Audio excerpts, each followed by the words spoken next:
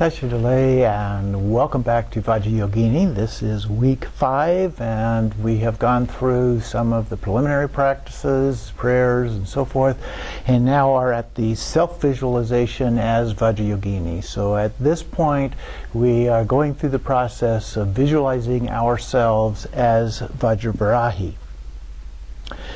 So the next few verses here, the meditator visualizes him or herself transforming into the Sambhogakaya form of Vajravarahi.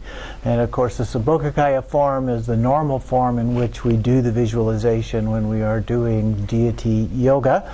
It's a little bit like a rainbow body in that you can see the rainbow, but it's also transparent. You can see through that. So we visualize becoming the deity. Now here she says that it is metaphorical, since ordinary self has already been dissolved in the emptiness. We did the 2 emptiness mantras, for example. But here I think we have to be a little bit careful about that. We haven't dissolved into emptiness in the same sense. So remember, in the Heart Sutra we have form is emptiness, emptiness is form, and what that is referring to is the lack of an inherent existence. And so we can lack inherent existence but still have form, which is the normal way that that is understood. So we haven't just vanished into emptiness in a void sense, nor have we become literally transparent, but it's metaphorical in the sense that we have transformed into this Sambhogakaya form. And then she continues, after the emptiness mantras, the body must be seen merely as an appearance. So this is the Sambhogakaya form. Vajravarahi Sadhana then gives some of the details about color, face, attributes, and stance. And she points out that it's closely based on the Vajravarahi form in the Chakrasamvara Tantra and the forms that are used in the sadhanas on Chakrasamvara as well. She points out that this particular manifestation of Vajravarahi is also in the form associated with Naropa. And we can see that in the image on page 155 here, where we see the warrior stance. She's holding a skull cup in the left hand and pouring the blood or nectar into her mouth, which she is drinking. There's a katvanga resting across her shoulders. She is basically naked, although she does have the various bone ornaments as a part of that. And then also holding a vajra in her right hand. So a fairly typical kind of representation. And so she continues in the text below the image. She is deep red in color, and like the seed syllable Bam, which is also red in color. Vajravarahi Sadhana describes her as saffron colored. Now saffron comes in quite a variety of colors, so it could be anything from yellow color to a deep red color. So that's probably the version that she is referring to here. But elsewhere she points out it can be compared to vermilion powder. So again, a red color. So we have these various forms of red that are being used to compare with. A couple more lines down. Her radiance is likened to the fire that blazes at the end of an eon. Her redness contrasts vividly with white as well. And so she gives several examples of those contrasts here.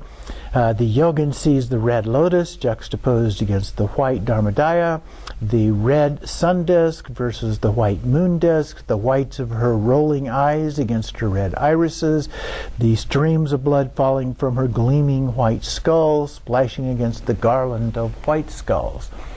So there are these forms of contrast that are given. Now these may also be viewed as being the comparison to the red and white drop of the female and male forms as well. Continuing on then with the description, Vajravarahi has one head. She is without the hog's head in this particular case. And she is fanged with 3 eyes, her face is distorted with wrath, her brows knit together in a frown, Her eyes red, round, and rolling. She has 2 arms with the Vajra, and in her 2 arms she has the Vajra and skull bowl filled with blood. And then there's an image of the Vajra here, which comes in various forms. The one being described here is the more common one, which has 5 prongs. So there are 4 arcs around the outside, each of those being a prong, and one in the center part of that. And of course there's a similar one at the other end of the Vajra. Continuing below the image then, the Indian iconography distinguishes between forms of the warrior stance Vajravarahi and forms of warrior stance Vajrayogini, between holding a Vajra for Vajravarahi and holding a Jikam chopper for Vajrayogini. The Vajra is usually red and 5-pointed, and that symbolically represents the 5 wisdoms of the Buddhas, combined into a single essence. In the bottom paragraph, the skull bowl is held aloft and she drinks the stream of blood, and it makes the comparison of Vajravarahi as a consort with Chakrasamvara, but when the deities are embraced, it is Chakrasamvara who drinks the blood as Vajravarahi pours it down her lord's open mouth, causing him to drink. So in this case, she is without consort, although the Katvanga is a symbolic representation of the consort. So instead of pouring it into his mouth, she is pouring it into her own mouth. Continuing on then, the blood is often said to be that of the 4 Maras, or other forms of evil. In the Abhisamaya Manjari, it has the taste of great bliss and great compassion. So sometimes they're also represented as our own demons and obscurations. In the next paragraph, the skull staff, or Katvanga, is described. It's balanced on her left shoulder, and then there's a quotation here: the skull staff, or Katvanga, is the means of enlightenment. The white stalk has a single prong at its base, a black 5-prong Vajra at its upper end. Beneath that, a human head, a head wet with blood, crossed Vajras, a golden vase, and a multicolored streamers with tiny tinkling bells. There are some differences with the more common form of the Katvanga in several regards. Generally speaking, of course, this is a symbol of the consort.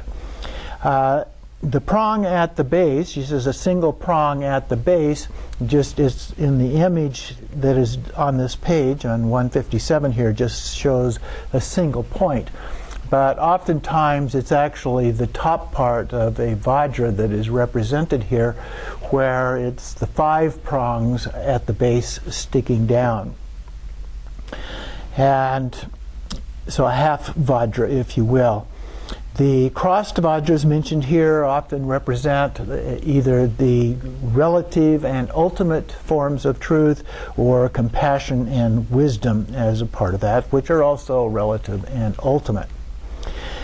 And the golden vase that's mentioned there is a symbolic representation of a wish-fulfilling vase. The other thing, as we note, is that this particular one only has 2 heads, whereas this normally is actually depicted as having 3 heads representing the 3 kayas. So we would have a skull on the top, and then we would have a dried head and then a fresh head in the 3.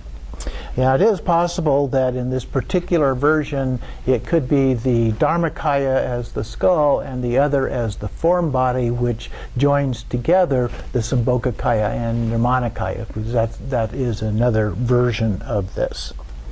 So below the image, she says there are dry and wet heads, usually whitish yellow for the upper head, the skull, and blood red for the freshly severed lower head, although there is a good deal of variation in that.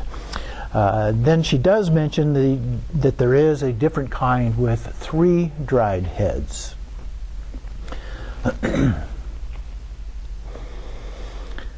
So this is a common one with the staff representing the male consort. Now here she mentions some work by an author named Stein that expands upon the sexual connotations here. The staff is usually held on the left, the side associated with feminine consorts. It's not just associated with feminine consorts, but it's associated with the karma mudra path, the physical consort path as well. And so sometimes it's referred to as the left-handed path as a part of that. And then he goes on to say that it is not so much held as embraced. Now in the image with which we are presented here, it's just resting on the shoulder, so it's not being embraced. So that may be a bit of an overstatement, or this could be a discussion about an alternative image to the one that is being given here for us. Other tantric ornaments include a garland of heads, 50 in number, which correspond to the 50 vowels and consonants of the Sanskrit language. In the sadhana, and they are said to be bloody, that is, freshly severed and dripping, the heads in the garland. And there's another feature assumed from the male Haruka forms, as female consorts generally wear only a garland of dried skulls. So there are some variations here, as this is linked more strongly with the Chakrasamvara version. In the next paragraph, there are is a discussion of the 5 tantric ornaments, all made of human bone, and known as the 5 mudras, or the 5 bone ornaments. And this is, as she points out, part of the Kapalika observance, Kapalika referring to the charnel grounds in which bodies are left and the bones are used for creating these ornamentation.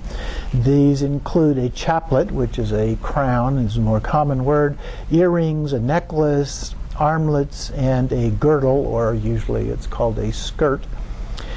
There's also a 6th sign, also worn by the male gods, of ashes from the cremation ground smeared over the body. And this is also something that's often described as associated with dakinis who reside in the charnel grounds. So these 6 became the prototype for tantric yogins, who wore them as a part of their skull observance practice. Then the ashes, she said, also could be assumed by female deities. Then below the indented quotation, we have 5 or 6 mudras, the 6th one being the ashes, that are equated with the 5 Buddhas, or the 6th one with the transcendent Buddha, which would be Samattabhadra. The ritual application is installed on the yogin goddess body with mantra syllables, rather than the manner of armoring. Armoring, and we'll look at this just briefly, but armoring is something that is used in female deity practices at various times, including some of the variety of Vajrayogini practices, or Vajravarahi. So we'll see that here in a few more pages. Continuing on page 159, the chaplet or crown is an ornate forehead band. It has a row of 5 human skulls interspersed with vajras. So there would be 1 at the center and then 2 on either side with a vajra in between, although it's not always clear that that is what is being represented in some of the images.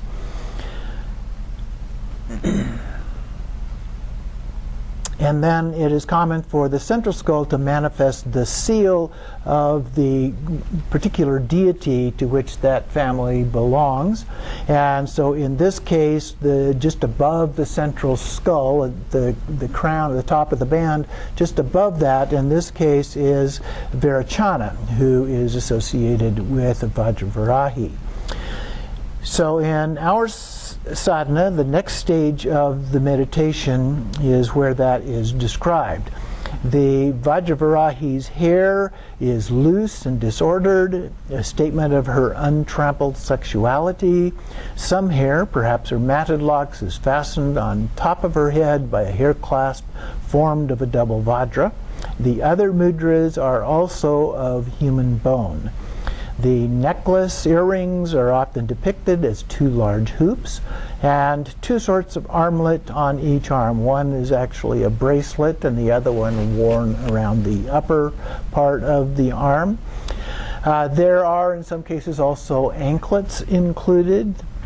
And then she mentions the girdle or the skirt, which is ornate and adorned with pieces of bone. It's often strung together pieces almost like you would see in a mala, and the pieces are strung together in a pattern which you can see. They do vary somewhat, but you can see that a couple pages back looking at the image in figure 27 on page 155, where her skirt is hanging down there.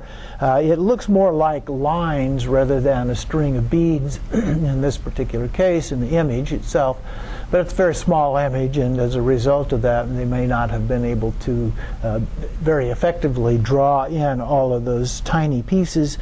But it doesn't cover very much either as a part of that. So she's usually described as being naked, even though she does have this so-called girdle or skirt. And then it swings seductively, as we could see in the image, and then perhaps embellished with bells and strings of pearls. And so it has a beautiful lace-like effect. In the next paragraph, Vajravarahi reveals her passionate and abandoned nature through the exultant nakedness. Her blood-red color, her hair, which flies loose in defiance of socio-sexual constraint. That is, typically women would wear their hair tied up rather than down. When it was loose like that, it had kind of sexual connotations.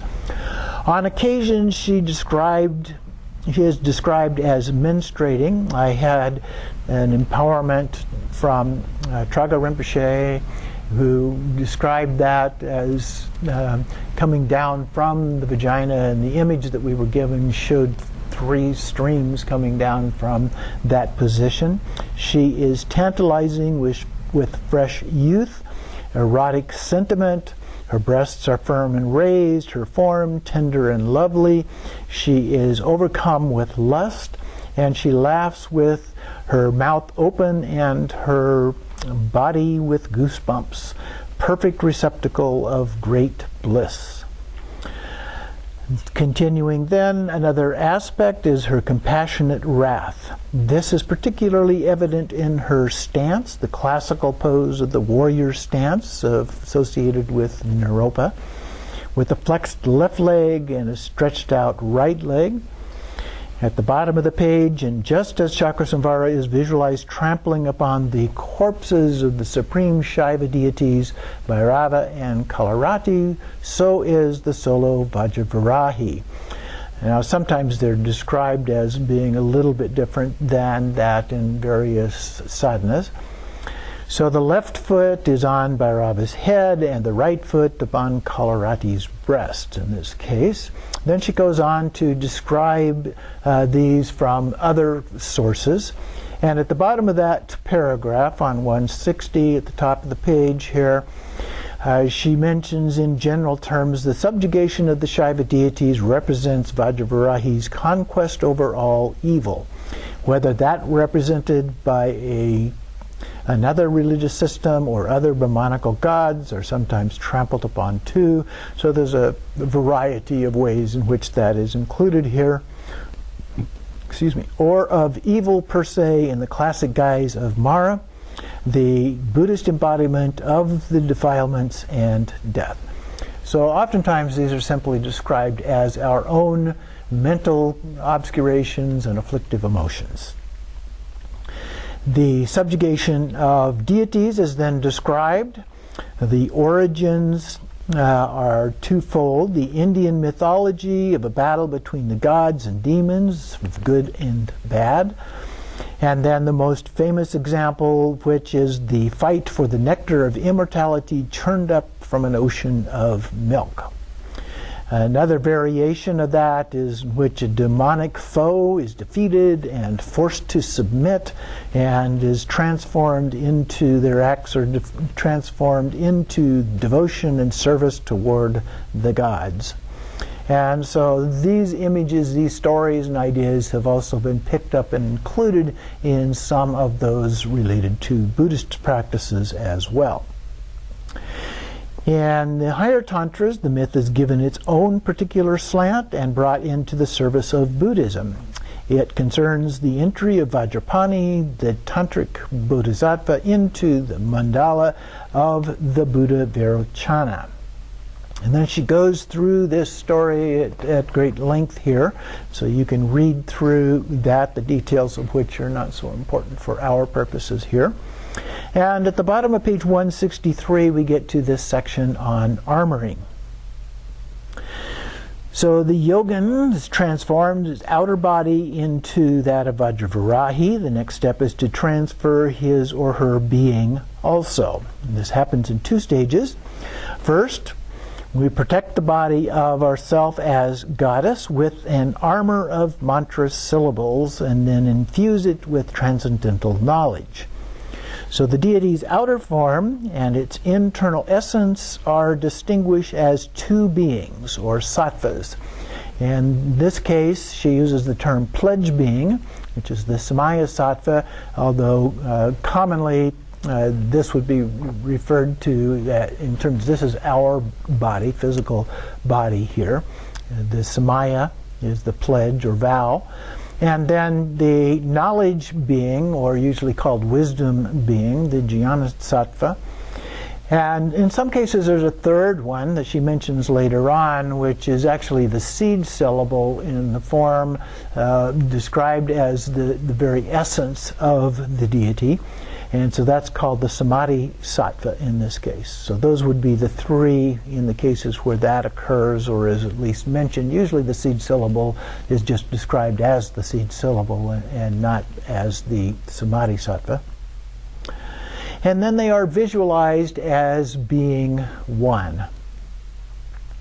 So altogether, the seed syllable, the wisdom being, and our body as Vajravarahi are all joined together as one. And there's a process for which we go through to do that. In the next paragraph, the armoring is a placing or installation, and have 6 pairs of mantric syllables at 6 points on his or her body. Those are described here as the navel, heart, mouth, although usually that is the throat, head, crown, and the limbs. In some sadhanas, the syllables take the form of the 6 armor goddesses. And so then she describes that a little more here. They are all disheveled with loose hair, naked, three-eyed, warrior stance. At the navel, we have one in the form of Vajravarahi. She is red, has 3 faces in this case, red, blue, and green, and she has 6 arms.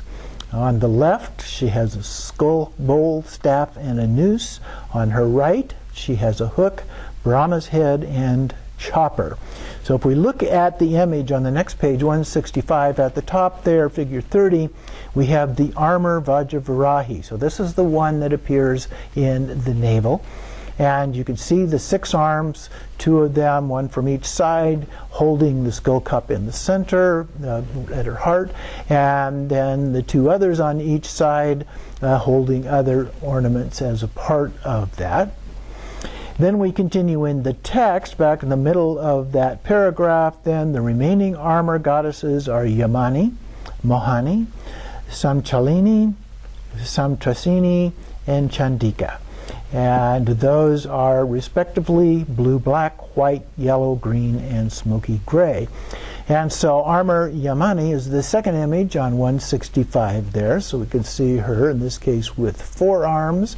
A little bit different. She only has 1 face instead of the 3 faces. And all of the other 4 are in the same form as the Yamani form here. And so again, she's talking about armoring with pairs of syllables or with these images that are similar to Vajravarahi in this case. They all have, in the latter ones here, all have only one face and four arms. They hold a skull and staff on the left and a dharmaru and chopper on the right.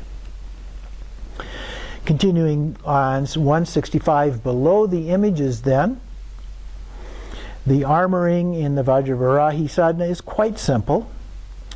It amounts to asking first to purify or empower all aspects of the psychophysical organism, and then equating mantra syllables with skandhas, sense organs, sense fields, and the elements as follows. So we have a small table, top of 166 here.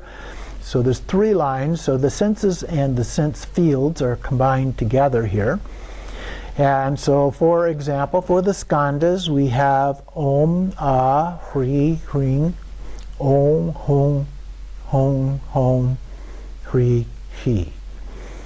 And then the additional ones then for the other 2 lines. So those are the syllables that are used for the armoring process in that version. And then the second paragraph below the table, taken all together, the stages of empowerment and armoring are also related to the body mandala described later in the Vajravarahi Sadhana. So now we go down to the pledge and knowledge beings. Having prepared with armoring in the sadhana, it instructs the yogin to infuse it with the wisdom deity. And the pledge deity is the imaginary form of the goddess created by the initiate through the self-generation. So that's our body as Vajravarahi. So now we want to combine these 2 together, the wisdom being and the pledge being, Samaya being.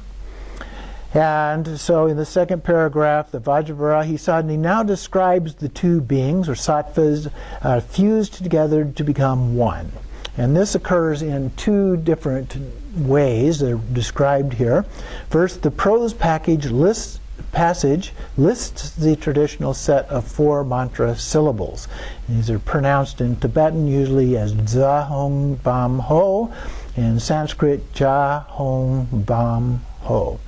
And so we represent the summoning of these beings, causing them to enter into our form, and then binding those together, and then the gratification associated with that. Ho is an expression of gratification. And there are various forms of mudras that are done along with this. The way that I learned is Za Hong Bam Ho. And so there's several different variations on that. So whichever form that you have been taught is satisfactory there. And then in the previous verse, however, it describes this alternative procedure that represents the summoning, and then worshiping or praise, and then entry into the pledge form, that's you, and then the merging of the 2 beings together, you and the imagined forms of the Sambhogakaya, if you will. And then continues in the text, in both the verse and prose, summoning is the first step, and the yogin must visualize the form of Vajravarahi standing in the space before him, although sometimes it's actually up higher than that, or even over the head.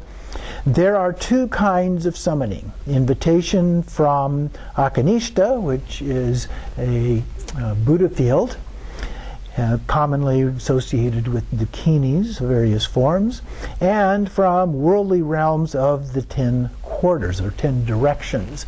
And so that would be the 4 cardinal directions, and then the 4 intermediate directions, and then up and down. The first of this, Vajravarahi, under Sambhogakaya form, and then the summoning of the deities from the 10 directions is typical of the method used in the case of the Bali rituals. Those are the food offering things that we will look into much later. Then uttering the syllable pe or pem as a part of that. And then there is a mudra given at the forehead, and the impelling deities descend within hook-like rays of light from the heart. And the mudra is the flaming mudra, which is like a triangle made with the index fingers and thumbs together, and the other fingers spread apart. It's up at the forehead. Those fingers sometimes are described as moving, and then it is often done in a form in which it is circled around for 3 times, or in some cases the direction is reversed and done 3 more times and reversed again, for a total of 9 repetitions of that, or 3 sets of 3. And then in the next paragraph, once they are summoned, the yogin makes the offerings. Then summoning and worship are interlinked. There's an invitation by offerings. And then the syllables are recited, za hung bam ho. The last syllable, ho, is for the worship or gratification. And then another tradition is mentioned here that states that the ho is not for gratification but control of the deity. So again, we have variations in all of these texts in the way that they're described or explained. The evidence of the power orientation is typical of cremation ground approaches and the influence of the Bali ritual, once again.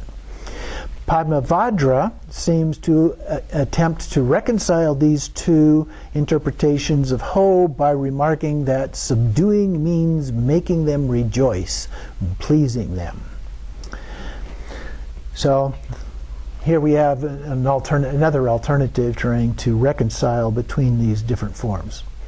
Then the Vajravarahi Sadhana ends the verse by directing the yogin to make the knowledge being enter into the pledge being, and then binding the 2 of them together with hong and bam. The verse describes the fusion as being like water into water. Elsewhere, it is just becoming one. And somewhere we just talk about it being non-dual. Then in the next paragraph, we have the infusion of Vajravarahi's outer form with knowledge. It's perhaps surprising how, after all, the self-generation stage has already endowed her with the 5 wisdoms and is shown her to be a reflex of the Dharmakaya. So she talks about that as a form of repetition, which is a hallmark of the sadhana, and it seeks to identify the yogin even more indistinguishably with the essential nature of the deity. Now, I'd also point out here as a part of this that the 5 wisdoms, she's already a deity.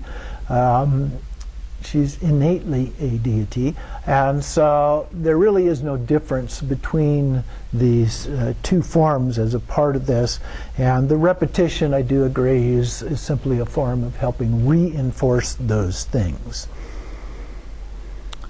Then we go on to the next section on the bottom, page 169, the consecration, or the empowerment. So now we visualize the enlightened beings bestowing consecration or empowerment upon himself as Vajravarahi, or herself. The yogin deity radiates light from the heart, which summons or impels them into the sky before him or her. The verse that says these enlightened beings are Tathagatas, or Buddhas, but in the prose passage he describes them as the 8 yoginis. As both Tathagatas and yoginis are traditionally present in the consecration or empowerment, it is not entirely clear which our author has in mind. Now, yoginis, as I mentioned, are actually Buddhas, and so in this case, whether they are dakinis or yoginis, but they're actually both. There is no significant difference between the 2 of those, except they are in a female form. Continuing down a couple more lines, the last 3 lines of that paragraph, in the Chakrasamvara tradition, the Tathagatas are summoned only in order to emanate the goddesses who will themselves bestow the consecration, or it is the yoginis alone who perform the ceremony. Continuing on to page 170, the 3rd line, the shift toward feminine power is mirrored by an increasing emphasis on cremation ground symbolism. So the yoginis pour out the nectar of innate knowledge, that is the 5 nectars, onto the head of the yogin as goddess from the skull bowls. So those are poured onto our head. So this is done in a fairly similar way to the Vajrasattva practice, where Vajrasattva, the nectar comes down into the crown of our head, washes away all of the impurities, so we become purified as a part of that. This is a little bit different than that, but it's very similar in many respects. As the enlightened beings, next paragraph, as the enlightened beings pour the liquid, they recite the traditional accompanying verse following the mantra. Om Sarva Tathagata Bishe Ka Samaya Shriye. And Hong. So the glory of the pledge, consecration by all Tathagatas. So receiving the empowerment there to counteract ignorance and to wash away obscurations. In some sadhanas, the liquid is imagined flowing through the yogin dakini's crown and filling him or her completely as it transforms into the Buddhas who transform all negativity whatsoever. And so this is fairly common. We see this in other sadhanas as well, where the jnana sattvas or jnana sattvas pour the nectar into us, and all of those obscurations are washed away, and then it fills our body completely to the top, and then some overflows at the top and is transformed into the seal of the Buddha family representation. Here, it gives rise to the Buddha who seals Vajravarahi on the top of her crown as in the form of Vajrayogini. Continuing then, the consecration of the sadhana is based on the actual rituals enacted by the guru when he consecrates a pupil with the practices of the highest tantras. There are 2 types here, the lower consecrations and then the higher consecrations, often starting with the teacher consecration. So usually when we receive these empowerments, we receive them in the lower form here. And so it starts off here, the lower consecrations start off with, she calls it the water consecration. It's usually described as a vase empowerment. And then the guru sprinkles water from a vase. So I have a vase here. There's a type that would be used for this, and so the water inside then would be sprinkled from that. It's also done in other ways as well. Sometimes that is actually placed on the crown of the head. Sometimes the water is poured from the vase into the hand, which is then taken in the mouth, and any residue wiped across the crown of the head. So there are various ways in which this might be done. This rite requires the guru to visualize the Tathagatas bestowing the empowerment from the vase upon the head of a pupil. And so then, a few lines down, the higher teacher consecration permits and obliges the new Vajracharya to remain in union with his deity, to bestow consecrations upon pupils, and to progress to further esoteric consecrations, such as the taking of a consort for sexual yoga practice. Now, these are usually done only for those people that have reached the highest levels within the lineage, but that's not always the case. The lineages vary a little bit, and of course these have also changed over time. They have become increasingly symbolic in form as opposed to those that are actually done. Although with lay practitioners, they are still today fairly commonly done in the karma mudra form.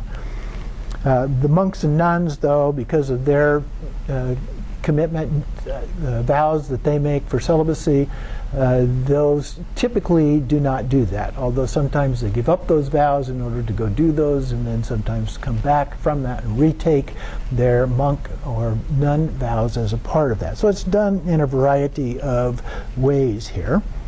Then it permits and obliges us, we talked about that.